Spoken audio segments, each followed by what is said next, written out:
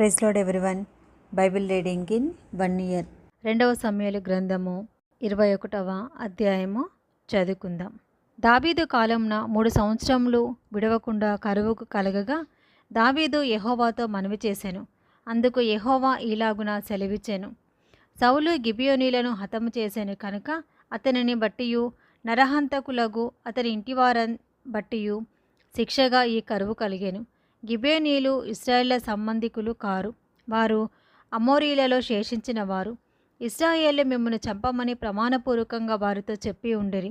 కానీ సౌలు ఇశ్రాయేలు యూదా వారి యందు ఆసక్తి కలవాడై వారిని హతం చేయ చూచుచుండెను.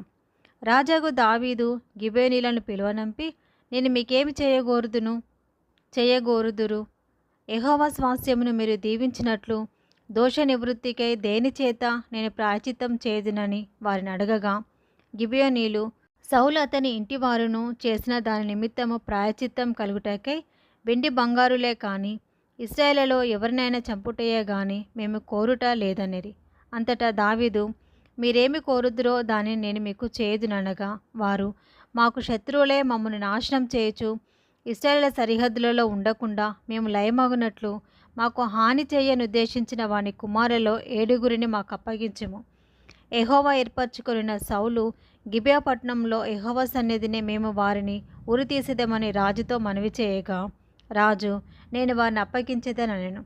తానును సౌలు కుమారుడగు యోనాతానును యెహోవా నామమును బట్టి ప్రమాణం చేసి ఉన్న హేతువు చేత రాజు సౌలు కుమారుడగు యోనాతానుకు పుట్టిన మెఫీబోషెతును అప్పగింపక, అయ్యా కుమార్తెయగు రిస్పా సౌలునకు కనిన 2 కుమారులగు అర్మోనిని మెఫీబోషెతును, సౌలు కుమార్తెయగు మేరాబు మెహూలతీయుడగు బర్జిల్లయి కుమారుడైన అద్రియేలునకు కనిన 5 కుమారులను పట్టుకొని గిబియోనీలకు అప్పగించెను.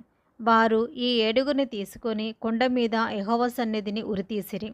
ఆ 7 ఏకరీతినే చంపబడిరి.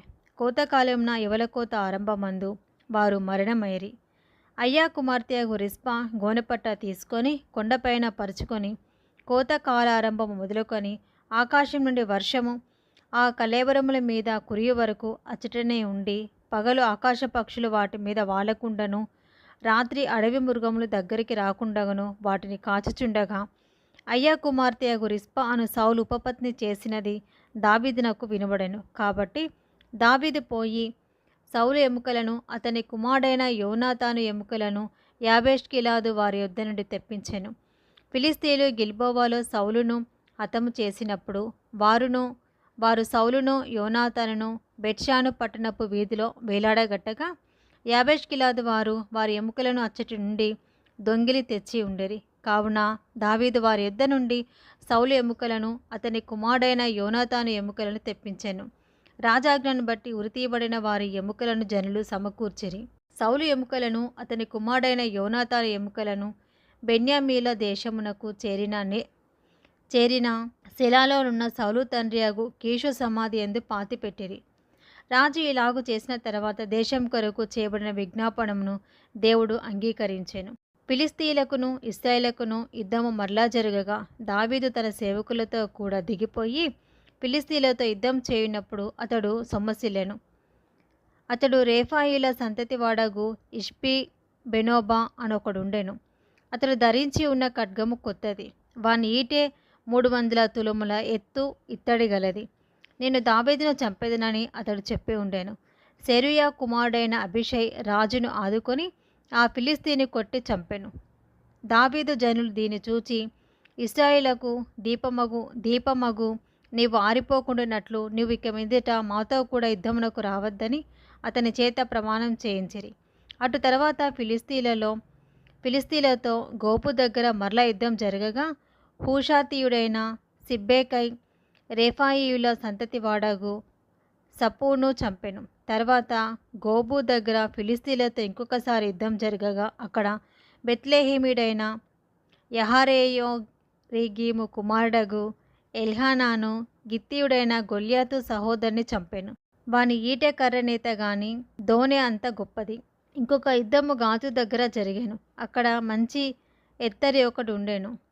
ఒక్కొక్క చేతికి 6 ఏళ్ళును 20 4 వేళ్ళు అతనికి ఉండెను. అతడు రేఫాయిల సంతతివాడు. అతడు ఇశ్రాయేలును తిరస్కరించుచుండగా దావీదు సహోదరుడైన షిమ్యాకు పుట్టిన యోనాతాను అతనిని చంపెను. ఈ నలుగురును గాతులోనున్న రేఫాయిల సంతతి వారైన దావీదు వలనను అతని సేవకుల వలనను హతులైరి. 2 సమూయేలు గ్రంథం 22వ అధ్యాయము. యెహోవా తన్ను సౌలు చేతిలో నుండి తన శత్రువులందరి చేతిలో నుండి తప్పించిన దినమున దావీదు గీత వాక్యములను చెప్పి యెహోవాను స్తోత్రించెను. అతడు ఇట్లనెను: యెహోవా నా శైలము, నా కోట, నా రక్షకుడు, నా దుర్గము, నేను ఆయనను ఆశ్రయించుదును. నా కేడము, నా రక్షణ శృంగము, నా ఉన్నత దుర్గము, నా ఆశ్రయస్థానము. ఆయనే నాకు రక్షకుడు. బలాత్కారుల నుండి నన్ను రక్షించువాడువు నీవే. కీర్తనీయుడైన యెహోవాకు నేను మొరపెట్టి తిని, నా శత్రువుల చేతిలో నుండి ఆయన నన్ను రక్షించెను. మృత్యువు యొక్క అలలు నన్ను చుట్టుకొనగను, వరద వలె బలహీనులు భక్తిహీనులు నా మీదికి వచ్చి నన్ను బెదిరించగను. పాతాళ పాశములు నన్ను అరికట్టగను, మరణపు ఉరులు నన్ను ఆవరించగను.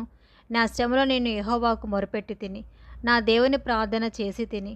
ఆయన తన ఆలయంలో ఆలకించి నా ప్రార్థన అంగీకరించెను. నా మొర ఆయన చెవులలో చొచ్చెను. అప్పుడు భూమి కంపించి అదిరెను, పరమండలపు పునాదులు వణికెను. ఆయన కోపింపగా అవి కంపించెను. ఆయన నాసికారంధ్రముల నుండి పొగ పుట్టెను. ఆయన నోట నుండి అగ్ని వచ్చి దహించెను. నిప్పు కణములను రాజపెట్టెను. మేఘములను వంచి ఆయన వచ్చెను. ఆయన పాదముల కింద గాఢంధకారము కమ్మి ఉండెను. కెరూబుల మీద ఎక్కి ఆయన ఎగిరి వచ్చెను. గాలి రెక్కల మీద ప్రత్యక్షమాయెను. గుడారము వలె అంధకారం తన చుట్టూ వ్యాపింపచేసెను. నీటి మబ్బుల సముదాయములను, ఆకాశపు దట్టపు మేఘములను వ్యాపింపజేసెను. ఆయన సన్నిధి కాంతిల నుండి నిప్పు కణములు పుట్టెను. యెహోవా ఆకాశమందు గర్జించెను. సర్వోన్నతుడు ఉరుముధ్వని పుట్టించెను. తన బాణములను ప్రయోగించి శత్రువులను చెదరగొట్టెను. మెరుపులను ప్రయోగించి వారిని తరిమెను. యెహోవా గద్దింపునకు తన నాసికారంధ్రముల శ్వాస వడిగా విడువగా ఆయన గద్దింపునకు ప్రవాహముల అడుగు భాగములు కనబడెను. భూమి పునాదులు బయలుపడెను. ఉన్నత స్థలముల నుండి చేయి చాపి ఆయన నన్ను పట్టుకొనెను. నన్ను పట్టుకొని మహాజలరాశులలో నుండి తీసెను. బలవంతులకు పగవారు, నన్ను ద్వేషించువారు నాకంటే బలిష్ఠులై ఉండగా వారి వశం నుండి ఆయన నన్ను రక్షించెను. ఆపత్కాలమందు వారు నా మీదికి రాగా యెహోవా నన్ను ఆదుకొనెను. విశాలమైన స్థలమునకు నన్ను తోడుకొని వచ్చెను. నేను ఆయనకు ఇష్టడను కనుక ఆయన నన్ను తప్పించెను. నా నీతిని బట్టి ఆయన నాకు ప్రతిఫలం ఇచ్చెను. నా నిర్దోషత్వము బట్టియే నాకు ప్రతిఫలం ఇచ్చెను. యెహోవా మార్గములను నేను అనుసరించుచున్నాను. భక్తిహీనుడైన ఆ దేవుని విడిచిన వాడను కాను. ఆయన న్యాయ విధులనన్నిటిని నేను లక్ష్యపెట్టుచున్నాను. ఆయన కట్టడలను త్రోసివేసిన వాడను కాను. దోషక్రియలు నేను చేయనొల్లకుంటిని. ఆయన దృష్టికి యథార్థుడనైతిని. కావున నేను నిర్దోషినై ఉండుట యెహోవా చూచెను. తన దృష్టికి కనబడిన నా చేతుల నిర్దోషత్వమును బట్టి నాకు ప్రతిఫలమిచ్చెను. దయగల వారి ఎడల నీవు దయచూపుదువు. యథార్థవంతులెడల నువ్వు యథార్థవంతుడోగా ఉందువు. సద్భావము గల వారి ఎడల నీవు సద్భావము చూపుదువు. మూర్ఖులెడల నీవు వికటముగా ఉందువు. శ్రమపడు వారిని నీవు రక్షించెదవు. గర్విష్ఠులకు విరోధివై వారిని అణచివేసేదవు. యెహోవా, నీవు నాకు దీపమై ఉన్నావు. యెహోవా, చీకటిని నాకు వెలుగుగా చేయును. నీ సహాయం చేత నేను సైన్యములను జయింతును. నా దేవుని సహాయం వలన నేను ప్రాకారములను దాటుదును. దేవుడు యథార్థవంతుడు. యెహోవాకు నిర్మలము. ఆయన శరణుజొచ్చు వారికందరికీ ఆయన కేడము. యెహోవా తప్ప దేవుడేడి? మన దేవుడు తప్ప ఆశ్రయదుర్గమేది? దేవుడు నాకు బలమైన కోటగా ఉన్నాడు. ఆయన తన మార్గమందు యథార్థవంతులను నడిపించును. ఆయన నా కాళ్ళు జింక కాళ్ళ వలె చేయును. ఎత్తైన స్థలముల మీద నన్ను నిలుపును. నా చేతులకు యుద్ధం చేయ నేర్పువాడు ఆయనే. నా బాహువులు ఇత్తడి విల్లును ఎక్కుపెట్టును. నీవు నీ రక్షణ కేడమును నాకు అందించుచున్నావు. నీ సాత్వికము నన్ను గొప్ప చేయును. నా పాదములకు చోటు విశాలపరచుదెవు. నా చీలమండలము బెనకలేదు. నా శత్రువులను తరిమి నాశనము చేయుదును. వారిని నశింపచేయు వరకు నేను తిరగను. నేను వారిని మింగివేయుదును. వారిని తుత్తునీలుగా కొట్టుదును. వారు నా పాదముల కింద పడి లేవలేక యుందురు. యుద్ధమునకు బలము నీవు నన్ను ధరింపజేయుదువు. నా మీదికి లేచువారిని నీవు అణచెదవు. నా శత్రువులను వెనుకకు మల్ల చేయుదువు. నన్ను ద్వేషించు వారిని నేను నిర్మూలం చేయుదును. వారు ఎదురుచూతురు, కానీ రక్షించువాడు ఒకడును లేకపోను. వారు యెహోవా కొరకు కనిపెట్టుకొనినను ఆయన వారికి ప్రత్యుత్తరమియ్యకుండును. నేల ధూళి వలె వారిని నలుగగొట్టెదను. పొడిగా వారిని కొట్టేదను. వీధిలోని పెంట వలె నేను వారిని పారబోసి అణగద్రొక్కేదను. నా ప్రజల కలహములలో పడకుండా నీవు నన్ను విడిపించితివి. జనులకు అధికారిగా నన్ను నిలిపితివి. నేను ఎరగని జనులు నన్ను సేవించెదరు. అన్యులు నాకు లోబడినట్టు వేషము వేయుదురు. వారు నన్ను గూర్చి వినిన మాత్రం చేత నాకు విధేయులగుదురు. అన్యులు దుర్బరులై వణుకుచు తమ దుర్గములను విడిచి వచ్చెదరు. యెహోవా జీవం గలవాడు, నా ఆశ్రయదుర్గమైన వాడు స్తోత్రార్హుడు. నా రక్షణ ఆశ్రయదుర్గమైన దేవుడు మహోన్నతుడగునుగాక. ఆయన నా నిమిత్తము ప్రతిదండన చేయు దేవుడు. ఆయన నా నిమిత్తము పగ తీర్చు దేవుడు. జనులను నాకు లోపరిచేవాడు ఆయనే. ఆయనే నా శత్రువుల చేతిలో నుండి నన్ను విడిపించును. నా మీదికి లేచిన వారి కంటే ఎత్తుగా నీవు నన్ను హెచ్చించుదువు. బలాత్కారం చేయు వారి చేతిలో నుండి నీవు నన్ను విడిపించుదువు. అందువలన యెహోవా, అన్యజనులలో నేను నిన్ను ఘనపరచెదను.